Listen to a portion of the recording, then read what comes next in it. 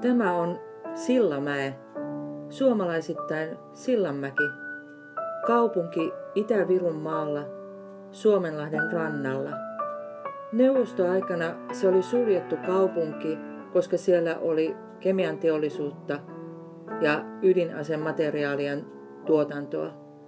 Nyt kaupunki hätkähdyttää upealla uusklassisella arkkitehtuurillaan, joka on peräisin 1950-luvulta.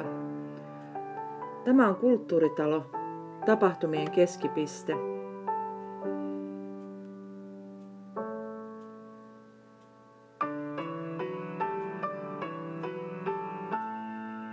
Narikka.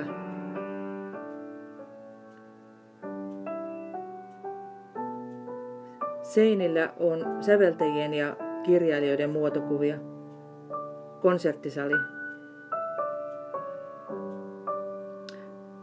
Neuvostoajan museo sijaitsee Väestönsuojassa.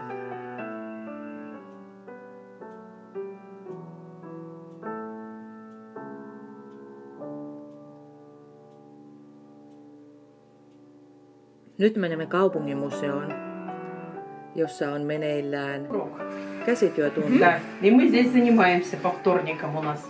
В это время как раз попадает. У нас не конкретно так, Hieno nukke ja история lelukokoelma. нашего, потому что у нас вот видите, ни с того ни с сего вдруг куклы. Или там комната 40-х, 50-х годов. Потом есть экспозиция минералов, палеонтологии и минералогии. Да. То есть он такой разноплановый.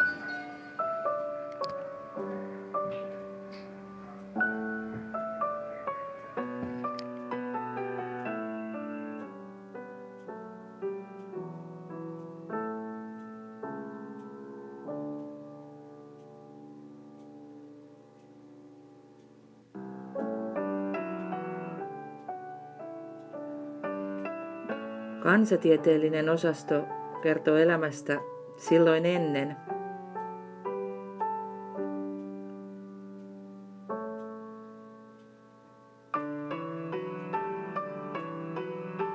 Johtajan henkilökohtainen kivikokoelma. Ja hieno soitinosasto.